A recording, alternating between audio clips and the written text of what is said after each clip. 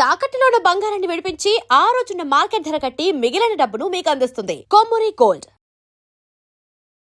నమస్తే, నేను అనిత. ఈరోజు మనతో పాటు ఉన్నారు ప్రముఖ సీనియర్ జర్నలిస్ట్ సురేష్ కొచ్చాటి గారు. సార్ నమస్తే. సార్ నమస్కారం. సార్, ఈ మధ్యకాలంలో మనం రెగ్యులర్గా వింటుంది గోల్డ్ రేట్ హైక్ అవ్వడం. అసలు ఎందుకు అంతగా హైక్ అవుతుంది? ఒక 2-3 ఇయర్స్ నుంచి మనం రెగ్యులర్గా చూస్తాం. ప్రీవియస్ కూడా ఉంది, ఇంక్రీజ్ రేట్ ఉంది, బట్ రేషియో ఇంత హైక్ అయితే ఎప్పుడు లేదు.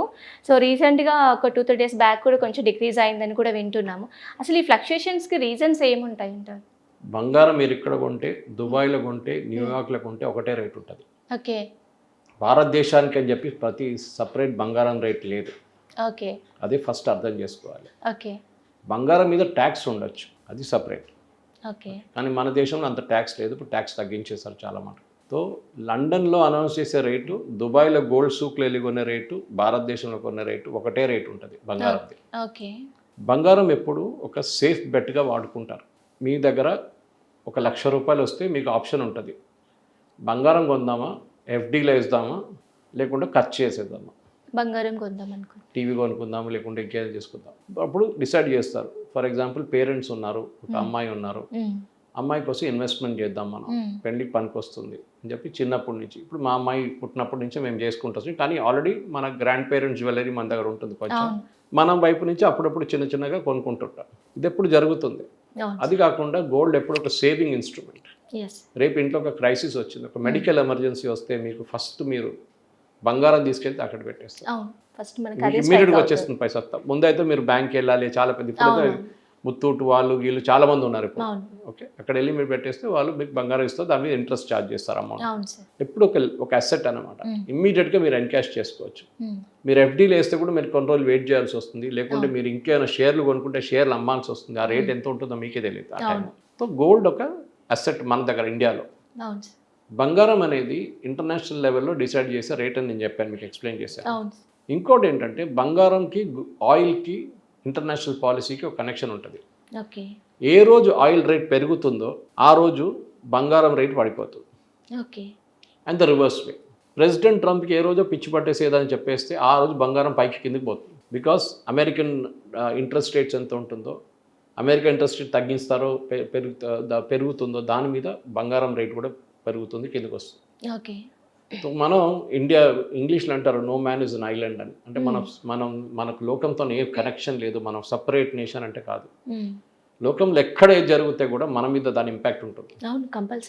మనకి ఈ రష్యా యుక్రెయిన్ వార్ మొదలైనప్పుడు మీరు గమనించారో లేదో, సన్ఫ్లవర్ ఆయిల్ మన ఇంట్లో తీసుకుంటాం, కుకింగ్ వాడే సన్ఫ్లవర్ ₹220 కిలోకి వెళ్ళింది.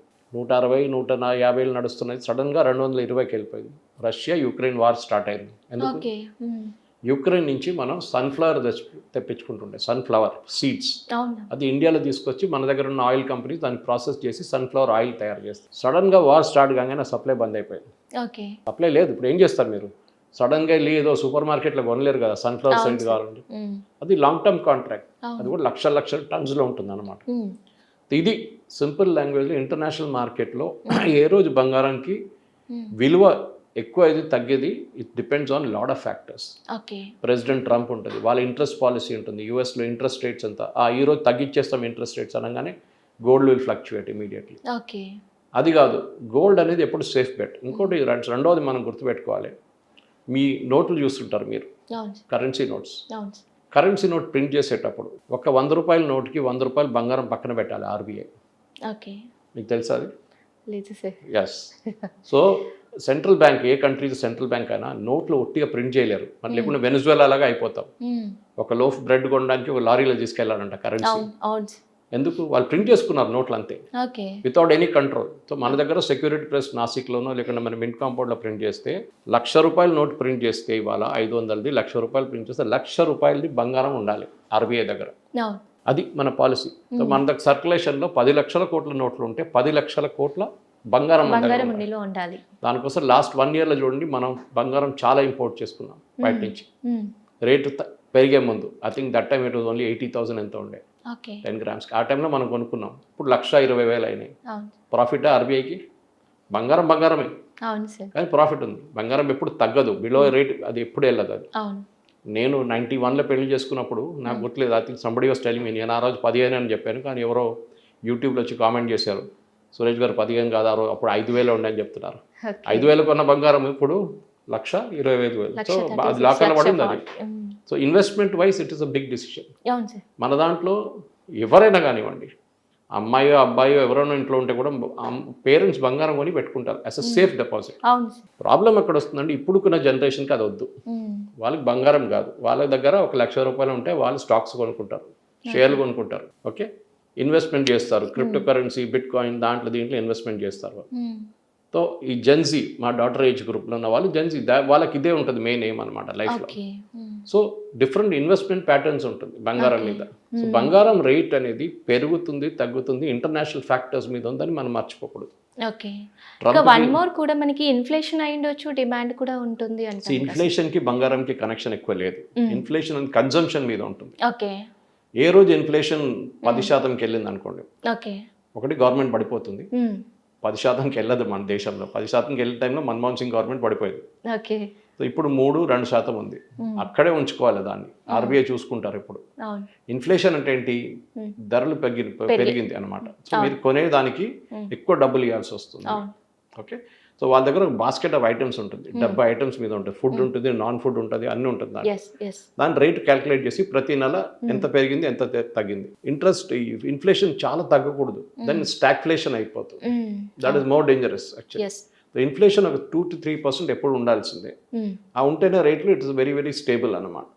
సో ఇన్ఫ్లేషన్కి దీనికి సంబంధం లేదు. ఇన్ఫ్లేషన్ మన పర్సనల్ పర్చేసింగ్ కెపాసిటీ తగ్గిపోతుంది. బంగారం ఇన్ఫ్లేషన్ ఇప్పుడు చూస్తే మీరు ఎంత పెరిగింది, చాలా పెరిగింది కదా. యూ కాంట్ టేక్ బంగారం as a inflation factor. So basically international factors మీద చాలా మటుకు బంగారం. మీరు బంగారం ఒకటి చెప్తారు, సిల్వర్ ఏమైంది, ఎవరికి వద్దన్న సిల్వర్ ఇప్పుడు 2 లక్షలు నడుస్తుంది. ఇప్పుడు కొంచెం తగ్గింది అనుకుంటాను, ఇప్పుడు నాకు ఎగ్జాక్ట్ రేట్ గుర్తులేదు. ఎందుకు మీరు అనుకుంటా మన సిల్వర్ దేనికి వాడుకుంటాం, పాయలు వేయడం వాడుకుంటాం, బౌల్స్ వాడుకుంటాం. తెలుసా మోర్ దాన్ 60% సిల్వర్ ఇండస్ట్రియల్ యూస్కి వాడుకుంటారు, ఇండస్ట్రీలో వాడుకుంటారు. జ్యువెలరీగా కాదు, లేకుండా గిన్నెలు కాదు, it is use in the industry. So China ఏం చేశారంటే చాలా మటుకు సిల్వర్ వాళ్ళు హోల్డ్ చేసుకున్నారు, కొనేసి పెట్టుకున్నారు. మనం కూడా తక్కువ కాదు, మనం కూడా కొన్ని పెట్టుకున్నాం. లాస్ట్ 6 నెలల్లో విపరీతంగా కొన్నాం మనం silver and gold. Silver private వాళ్ళు కొన్నారు ఎక్కువ, గుజరాత్, సూరత్ అటువైపు ఉన్న వాళ్ళు. గవర్నమెంట్ ఎక్కువ సిల్వర్ కొన్నారు, ప్రైవేట్ వాళ్ళు కొనుక్కొని వాళ్ళ దగ్గర పెట్టుకున్నారు. సో రేపు ఇండస్ట్రీ వాళ్ళు అడుగుతున్నప్పుడు, ఏదైనా ఇండస్ట్రీలో సిల్వర్ యూజ్ అవుతున్న ఇండస్ట్రీలో, ఎలక్ట్రానిక్స్లో మోస్ట్లీ సిల్వర్ ఉంటుంది, సిల్వర్ యూజ్ చేస్తారు అక్కడిక్కడ. వాళ్ళు అడిగినప్పుడు ఏం చేస్తారు, ఇమీడియట్గా ఆ సిల్వర్ కావాలన్నా మా దగ్గర ఉంది, ఇంత రేటు పర్ కిలో. వాళ్ళు హోల్డ్ చేసి పెట్టుకున్నారు, తెచ్చి లాకర్లో పెట్టుకున్నారు. వాళ్ళు కొనుక్కున్నప్పుడు 1,00,000 రూపాయలు ఉండొచ్చు, ఇప్పుడు 2 లక్షలు ఉండొచ్చు. సో సిల్వర్కి ఇండస్ట్రీతో కనెక్షన్ ఉంది, పర్సనల్ కన్జంప్షన్తో కనెక్షన్ లేదు. అది మనం గుర్తుపెట్టుకోవాలి. Gold is purely personal connection. మనం మన దగ్గర ఉన్న మహిళలకి యూరోప్లో మొత్తం బంగారం పెడితే కూడా దానికన్నా ఎక్కువ బంగారం మన మహిళల దగ్గర ఉన్నారు. That is a common factor to everybody. Yes, at the same time RBI దగ్గర కూడా బంగారం ఉంది, వాళ్ళ లాకర్లో ఉంటుంది అది. సో నేను చెప్పాను చూడండి, కరెన్సీకి వాల్యుయేషన్ ఉండాలంటే బంగారం ఉండాలి, ఈక్వల్ ఉండాలి. So that is the logic behind. So మనం ఇప్పుడు ఇండియన్ గవర్నమెంట్ రేట్ పెంచిందో అది కాదు, Indian government has no connection with gold. అదంతా డిసైడ్ చేసేది ఇంటర్నేషనల్ లెవెల్. దాంట్లో బంగారం షాప్కి వెళ్తే ముందు అక్కడ బోర్డు పెట్టి ఉంటారు, టుడేస్ రేట్. ఎవరు చెప్పారు వాళ్ళకు టుడేస్ రేట్ అనేది? వాళ్ళకి ఇంటర్నేషనల్ లండన్ నుంచి వస్తుంది, అది దుబాయ్ నుంచి వస్తుంది. ఇవాళ బంగారం రేట్ ఇది. మీరు దుబాయ్కి గోల్డ్ సూక్కి వెళ్తే అక్కడ కూడా అదే ఉంటుంది. నేను వెళ్ళినప్పుడు కూడా చూసాను, దుబాయ్లో గోల్డ్ సూక్లో వెళ్తే అదే రేటు. ఇండియా ఫోన్లో చూసి గూగుల్ చేస్తే అదే రేటు ఇండియాలో కూడా ఉంది పర్ గ్రామ్. వాళ్ళ మీద ట్యాక్స్ ఉంటుంది. అవును, సమ్ టైమ్స్ మనం చూసిండే దుబాయ్లో తక్కువ ఉంటుంది గోల్డ్ ప్రైస్, ఇండియాలోనే ఎక్కువ. ట్యాక్స్ ఏమైనా యాడ్ చేస్తారు? yes, మనం అక్కడ తీసుకొస్తున్నప్పుడు కస్టమ్స్ డ్యూటీ వేస్తారు, కస్టమ్ డ్యూటీస్ చేస్తారు. సో గవర్నమెంట్ ఎందుకంటే చాలా మంది మిస్యూజ్ చేస్తారు దాన్ని. మీకు పర్ పర్సన్ ఎంత తీసుకురావచ్చు అని చెప్పి ఒక లిమిట్ ఉంటుంది. ఒకసారి 1,00,000 ఉంటుంది, ఒకసారి 1,20,000 ఉంటుంది. కొంతమంది దానికన్నా ఎక్కువ తీసుకొస్తారు. సో గవర్నమెంట్ ఏం చేస్తారు, డిస్కరేజ్ చేయడానికి ఒక డ్యూటీ పెడతారు. మీ పర్సనల్ గా మీరు ఇంత తీసుకురావచ్చు, దానిపైన ఉంటే డ్యూటీ ఉంటుందని. దానికన్నా ముందు గోల్డ్ కన్జంప్షన్ తగ్గించడానికి డ్యూటీ పెట్టారు గవర్నమెంట్. అప్పుడు స్మగ్లింగ్ ఎక్కువ అవుతుంది.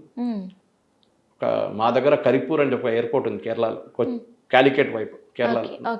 స్మగ్లింగ్ ది నంబర్ 1 అది ఇప్పుడు కూడా. ఇప్పుడు తగ్గింది అనుకోండి చాలా మటుకు, ఎందుకంటే అప్పుడు బంగారం డిఫరెన్స్ ఉండే. దుబాయ్ నుంచి తీసుకొస్తే బంగారం, కిలో బంగారం మీరు కస్టమ్స్ కట్టకుండా బయటకు వచ్చేస్తే మీకు 5 నుంచి 6 లక్షల రూపాయల ప్రాఫిట్ ఒక కిలో బంగారానికి. అది తీసుకొస్తున్నాను పట్టుకున్నారనుకోండి, బంగారం మొత్తం పోయింది, దాని మీద వాడి మీద కేసు ఉంటుంది, ఓకే రిస్క్ ఉంది వాళ్ళకి. Okay so they will leave with the risk అనమాట. అదే ఫ్లైట్లో ఒక 30 మంది బంగారం తీసుకొస్తుంటారు క్లే పాలసీలో, క్యారియర్స్ అంటారు వాళ్ళు. ఓకే ఆ 30 మందిలో 25 మంది బయటకు వచ్చేస్తారు, 5 మందిని పట్టుకుంటారు. ఓకే సో ఓవరాల్ చూస్తే ప్రాఫిట్. ప్రాఫిటే అవును. సో ఆ స్మగ్లింగ్ ఆపడానికి నిర్మలా సీతారామన్ గారు ఏం చేశారంటే బట్ కస్టమ్స్ డ్యూటీ తగ్గించేశారు. అవును అప్పుడు దుబాయ్ నుంచి ఇక్కడ నుంచి డిఫరెన్స్ నేను ఆగస్ట్లో వెళ్ళినప్పుడు చూశాను, గోల్డ్ సూక్లో డిఫరెన్స్. మా వైఫ్ నేను వెళ్ళినప్పుడు the difference was hardly about 1000 rupees, అంతే. అంతేనా? 1000 రూపీస్ ఉండే. Okay so we bought some small thing అక్కడి నుంచి. అది కూడా తీసుకొచ్చిన తర్వాత మీరు అక్కడ డ్యూటీ కట్టారనుకోండి, ట్యాక్స్ కట్టారనుకోండి, ఎయిర్పోర్ట్లో మీకు డిస్కౌంట్ ఇస్తారు మళ్ళీ. ఓకే ఆ ట్యాక్స్ మీరు అక్కడ కట్టిన వాళ్ళ కంట్రీ ట్యాక్స్, అది మీరు బయటకు వచ్చేస్తున్నారు. సో మీకు ట్యాక్స్ డిస్కౌంట్ ఇస్తారు. మీరు రసీట్ ఇచ్చేస్తే ఓకే మీ అకౌంట్ వచ్చి పడుతుంది అమౌంట్ అనమాట. ఓకే ఇది main. Okay this is what one should learn. Okay బంగారం అనేది మన గవర్నమెంట్ కాదు డిసైడ్ చేసేది రేట్. ఓకే మన గవర్నమెంట్ ఒక రోల్ ఉంది, Hmm. డ్యూటీ ఎక్కువ చేయొచ్చు దాని మీద. అంతే. డ్యూటీ చేయకుంటే స్మగ్లింగ్ తగ్గుతుంది, కన్జంప్షన్ పెరుగుతుంది. ఓకే అది మెయిన్. ఓకే ఏ రోజు ఆయిల్ ప్రైసెస్ తగ్గుతుందో, ఆయిల్ ప్రైసెస్ ఎక్కువ అవుతుందో, ఆ రోజు గోల్డ్ ప్రైసెస్ కూడా వేరీ అవుతుంది. ఓకే అక్కడ variations Trump interest rates, Trump దగ్గర ఉన్న ఇన్ఫ్లేషన్, యుఎస్ జాబ్ రేట్స్ అంతా గోల్డ్ మీద ఉంటుంది. ఓకే రష్యా యుక్రెయిన్ కొట్టుకున్నారు, మళ్ళీ గోల్డ్. ఓకే ఇరాన్ మీద బాంబు వేశారు, మళ్ళీ గోల్డ్ పైకి వెళ్తుంది. ఓకే సో ఇదంతా ఆయిల్ ప్రైస్ పైకి వెళ్ళిపోతుంది, అప్పుడు గోల్డ్ పడిపోతుంది. అంతే sir. So this is why it అనమాట. సో అర్థం చేసుకోవాలి, ఇది ఓకే ఓకే మన గవర్నమెంట్ని బ్లేమ్ చేయకూడదు. It is decided purely on international level అనమాట. ఓకే చాలా thank you sir. Gold rate hike అవడానికి రీజన్స్ ఏంటి అనేది చాలా క్లియర్గా చెప్పారు. Thank you so thank you much. Very much.